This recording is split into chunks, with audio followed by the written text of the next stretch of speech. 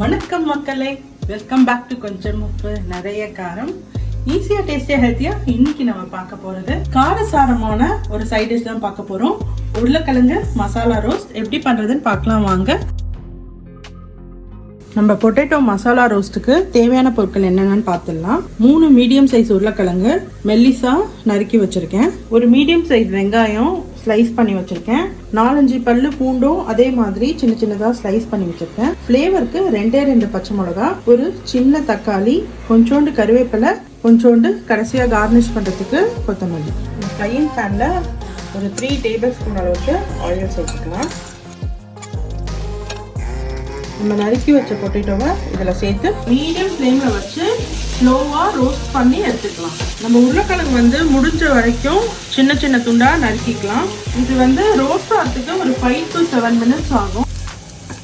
உருளைக்கிழங்கு நல்லா ரோஸ்ட் ஆகிட்டே வருது. இந்த ஸ்டேஜில் நான் கொஞ்சோண்டு மஞ்சத்தூள் ஆட் பண்ணிக்கிறேன். ஜஸ்ட் ஒரு பிஞ்ச் போதும். இதோட உப்பும் ஆட் பண்ணிக்கிறேன். உருளைக்கிழங்கு நல்லா குக் ஆயிடுச்சு. சேம் டைம் அது மேலே ஒரு கோட்டிங், ஒரு ரோஸ்டிங் மாதிரி ஆயிடுச்சு.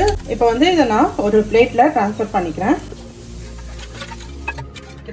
இதே ஃப்ரைங் பேன்ல ஒரு 3 டேபிள் ஸ்பூன் அளவுக்கு ஆயில் ஆட் பண்ணிக்கிறேன். எண்ணெய் நல்லா காஞ்ச உடனே கொஞ்சோண்டு கடுகு சேர்த்துக்கிறேன். அடுத்ததா ஒரு 1/2 டேபிள் ஸ்பூன் அளவுக்கு உளுத்தம் பருப்பு,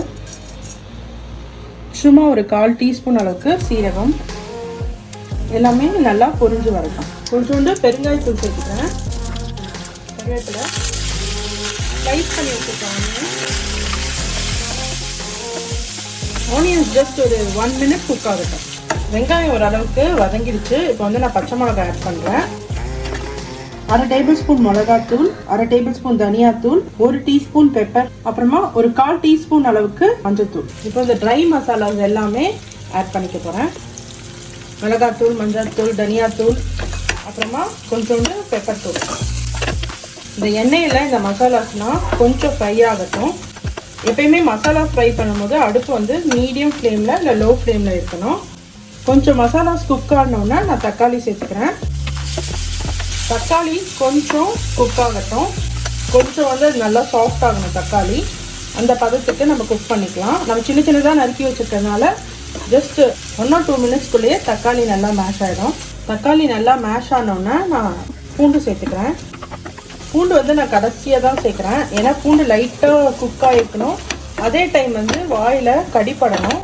கொஞ்சம் க்ரன்ச்சியாக இருக்கிறதுனால நான் லாஸ்ட்டாக தான் பூண்டு சேர்க்குறேன். பூண்டு சேர்த்துட்டு உடனே நம்ம ரோஸ்ட் பண்ணி வச்சுருக்கோம் இல்லையா, அந்த பொட்டேட்டோ சேர்த்துடலாம். சேர்த்து நல்லா மிக்ஸ் பண்ணி விட்டுடலாம். இப்போ கொஞ்சம் உப்பு போட்டுக்கலாம். ஏன்னா நம்ம மசாலாவுக்கு உப்பு சேர்க்கலை. உருளைக்கிழங்கு ஃப்ரை ஆகிறப்போ அதுக்கு மட்டும்தான் உப்பு சேர்த்தோம். இந்த ஸ்டேஜில் கொஞ்சோண்டு உப்பு சேர்த்து விட்டுடலாம். எல்லாம் நல்லா மிக்ஸ் பண்ணிவிட்டு ஒரு 5 minutes மீடியம் ஃப்ளேமில் குக் பண்ணி எடுத்துக்கலாம். இந்த சைட் டிஷ்க்கு ஒரு ஃபினிஷிங் டச் கொடுக்க போகிறது இந்த மசாலா தான். ஒரு 2 சில்லு தேங்காய், 2 வரமிளகா, 1 டீஸ்பூன் அளவுக்கு சோம்பு, இது 3மே நம்ம கோர்ஸாக அரைச்சிக்க போகிறோம். இந்த அளவுக்கு கோர்ஸா தண்ணி போடாம நம்ம அரைச்சிக்கணும். நம்ம கோர்ஸா கிரைண்ட் பண்ணி வச்ச மசாலாவை இப்போ ஆட் பண்ணிடலாம். ஆட் பண்ணி ஒரு நல்லா மிக்ஸ் கொடுத்துடலாம். அவ்வளோதான், நம்ம ஸ்பைசியான பொட்டேட்டோ மசாலா ரோஸ்ட் ரெடி ஆயிடுச்சு. இப்போ இந்த தேங்காய், சோம்பு, இதெல்லாமே மிளகா எல்லாமே நம்ம பச்சையாக தான் போட்டிருக்கோம். ஸோ அது கொஞ்ச நேரம் இந்த ஆயிலில் அந்த பொட்டேட்டோவோட சேர்ந்து நல்லா வறுபடட்டும். நம்ம கோர்ஸாக கிரைண்ட் பண்ணி வச்சதை போட்டுட்டு ஹையில் வச்சு ஒரு 2 minutes நல்லா வதக்கி எடுத்துடலாம். நல்லா காரசாரமான பொட்டேட்டோ சைடு ரெடி. கடைசியாக கொத்தமல்லி போட்டு கார்னிஷ் பண்ணிடலாம். நம்ம ரச சாதம், சாம்பார் சாதம், புலாவ், தயிர் சாதத்தோடு சாப்பிட இன்னும் அட்டகாசமாக இருக்கும். சப்பாத்திக்குள்ளே ரோல் பண்ணி வச்சு சாப்பிடுவோம். இது ஒரு சூப்பரான டிஷ்ஷு. உருளைக்கிழங்கு நம்ம ரெகுலராக பண்ணக்கூடிய ஒரு டிஷ். வீக்லி ஒன்ஸ் ஆச்சு பண்ணுவோம்.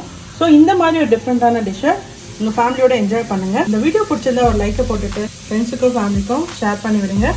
தேங்க்ஸ் ஃபார் வாட்சிங்.